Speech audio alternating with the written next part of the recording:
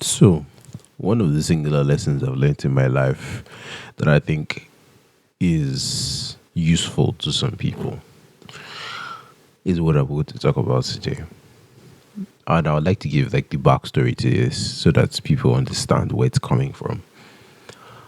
When I was in 100, 200 level, I, let's just say, discovered that I like to talk a lot. So, any argument like this, trust me, I plaster. And it became a problem in the sense that, like, even when I'm arguing, I used to lose sense of where I was. Let me give an example. There was a time I was arguing something football related. All right, not even football, like it was school football related with one of my guys. We were arguing all the way from, let's just say, like a full kilometer because I don't know how to describe it to people. So we're walking on the road. Oh. When I say on the road, I mean on the road. People were, it wasn't really in the, okay, let's just say in the night. It was in the night.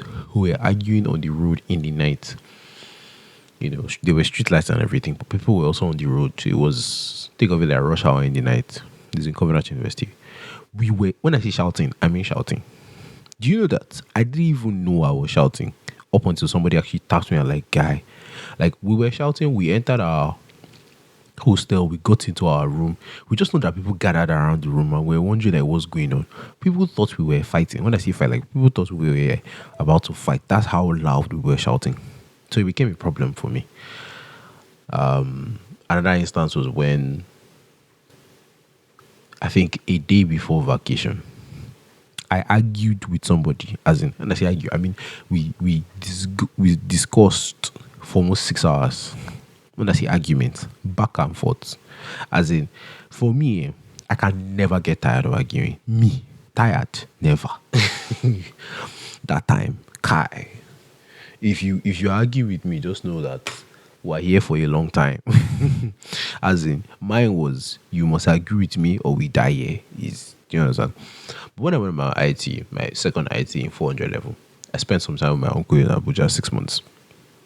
And one of the things, in fact, he did this thing where every single day, or at least every other day, when he came back from work, he would just, come and talk to us, talk to me, because I was the only person. His sons were not even around. So he would just call me and he'd be giving me these things. And then I don't know where I was inspired by the spirit that day, but he just spoke about these things. And he said, learn to pick your battles. Even when you think you are right, even when you know you are right, even when you are right, all right, it's not every single thing you fight for. That in life, if you fight for everything, the reality is you will lose more than you ever win. Do you understand? Like silence can win you a lot of things. I'm trying to think of instances that would buttress this a lot, but let's even talk about marriage. That even sometimes you may have disagreements, which is normal, by the way, disagreements with your spouse, your significant other. Sometimes, and this is not as a man, anybody, as a man, as a woman, you need to understand that always focus on what you're trying to. We've all heard these statements. Sometimes you lose the battle to win the war. All right, understand what the war is. All right. In marriage, your war is against any other thing that's coming to break your marriage, not a single argument. Not, do you understand? So if you have an argument with your wife, it's not you versus your wife, it's you and your wife versus the problem. Do you understand? So when you look at things and you see, what is the greater good here? Can I just concede, even though I know it's uncomfortable for me? But what's the word?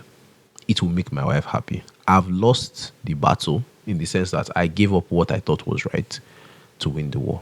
Let me give you an example of something like this that happened in the Bible. I'm paraphrasing here.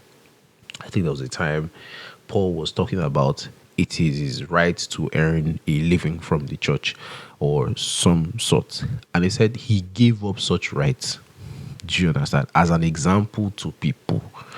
Do you understand? Losing the battle to it wasn't like an argument, but he gave up a right that was rightfully his to teach people something and being an example to people. It's not everything that you deserve that you should fight for. Sometimes you concede, and it's not always, oh, I'm conceding because I'm getting something better. Sometimes you concede. You get, even in battle strategy, it's not every single battle you have to win. There are some battles you just lose because it's necessary for you to lose those battles. Is the honest truth. It doesn't make you any less of a person, doesn't make you any less of a leader, doesn't make you any less of anything. Do you understand? I think in life we need to learn this. When you are dealing with people, understand what is a battle and what is a war. A war is the bigger picture. All right. And mind you, in battle in life, you really don't want to lose wars. I pity, and I've recognized this so much. You really, really don't want to lose wars, because I guarantee you, those are aspects of your life that can change your perspective on everything. Relationships with people, communications, all of you. Some of you just like burning bridges anyhow. I'm burning this bridge. I'm burning this bridge. Do you understand that you can lose touch with somebody without burning the bridge? There are so many people in my life that, for me right now, yeah, we don't talk every day. It's not like we are fighting. We don't talk every day. But if I call on them, I'm sure I can count on them. Do you understand? They are not in my inner circle. They are not even in my circle. They are they are the outskirts of the city. But if I call on them, they will answer, because I don't burn bridges. All of you, I'm cutting this person off. I'm cutting this person off. I don't just understand. You can distance somebody, but do it in a respectful way. If I put it that way, I think respectful is the right word, but you get the gist. You can distance somebody and say, this person, let's just slowly do it, and do it in a nice way. So everybody cut. Anyway, that's not my point. That's just by the way. What I'm really talking about here is picking your battles. Mine wasn't arguing, but it translated to different sections of my life. And I wanted to really, really stress this point. It's not every battle you fight. It's not every battle you fight. It's not every battle you win. Accept it and know peace. This whole you must be right all the time. I've said this. One of the biggest issues I've known in our generation is that we love to be right. God. None of us can just concede that, oh, you know what, I got this one wrong. We love to be it, and it's a serious problem. When I say it's a problem. Everybody wants to be right. Nobody wants to be wrong. And you know the beautiful thing about, especially things like the Bible, if two of us are on opposing views on things, two of us cannot be right, is the truth. Two of us cannot be right, because the Bible is standing true. So either one of us is right or none of us is right. But in this generation, telling somebody they're not right is like drawing blood. Honestly, everybody wants to be right. How did I stop this? Don't get me wrong. That problem stemmed from my love for conversation. If you know me, I love conversations. I love talking to people. I love understanding people's point of view. And people need to understand, just because I understand your point of view doesn't mean I agree with your point of view. Two different things. So when people normally see that I don't agree with their point of view, they say that I'm very narrow-minded. I'm not narrow-minded. It's just that I'm not interested in agreeing with your point of view. I understand where you're coming from. If you tell me to explain your point of view, I explain it properly. I listen to you. Just because I don't agree with you doesn't make me narrow-minded. People need to understand that. But anyway, yeah. Back to what I was saying. I personally just think that individuals need to learn to concede.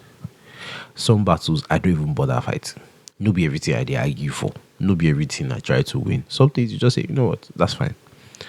If you notice me now, there's no every argument I enter. I love conversations. I love talking to people. I love all these things. But sometimes I look at it, I'm like, is this conversation worth it? What do I mean? Are we trying to learn from this conversation, or is this person just trying to force their opinion on me? If this person is trying to force their opinion on me, there's nothing that we're going to gain from this conversation. All the person is going to come out with is me not, because as easygoing as I am, if you like, shout from this year to next year. If I'm not changing my mind, I'm not changing my mind. I'm not even moving my numbers. People know this. I've been in an argument where it's just me versus the whole set, as me alone versus the whole set, and I do not concede. So it's not today that I started going against the masses. It's not today. I am not moved by numbers, if quote unquote. If it is, oh, can't you see that all these people are saying the same? That won't concern you. They did not born me with all of you. Do you get what I'm saying? So, all I'm just trying to say is, sometimes, man, understand, pick your battles. So I just see some people, you enter argument, you're just going. I'm like, can't you see this person is not even ready? Like, you're not ready to concede. The other person is not ready to concede. Two of you are not learning anything. Why are you still here? That's there's some argument. Once I see that two of us are not ready to be serious, or two of us are not ready to listen to each other. For example, because when I'm talking to people, my single rule is one at a time. Not I'm talking over you, you're talking over. I mean, I'll let you finish you. And the moment I'm talking and I'll just stop and I'll leave because it shows we're not ready to respect each other in this conversation. Do you get what I'm saying? Or rather, you're not ready to respect me in this conversation as I've respected you. Because for me, my respect to you is I'll shut up when you're talking. And not because this guy is talking. I'll shut up and actually listen to what you're saying.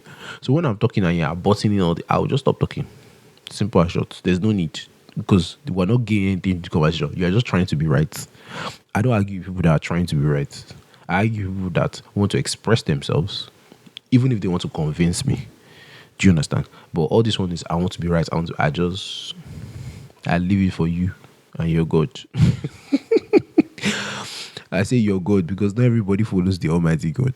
Do you get what I'm saying? So yeah, I just thought to share this. It's so important. Please pick your battles. You don't have to be right all the time. It's fine. I've entered conversations where I thought I knew something. I entered there. I realized I did not know anything. And I said, oh, wow, I've learned some things. And a lot of the time, if you listen to me a lot, you realize I reference a lot of past arguments. That shows that I was learning things. Ever since that time, 300 level, I started learning in conversation. Not any conversation that I'm not learning, I deep. It's a waste of my time, honestly. And this is coming from someone that loves conversations. Once I'm not learning, glory be to God. Whatever is happening, and my favorite ending is it's relative. Once I'm arguing and we cannot get it's relative, I will go home. So yeah, just to share this. Hope this helps. Yeah.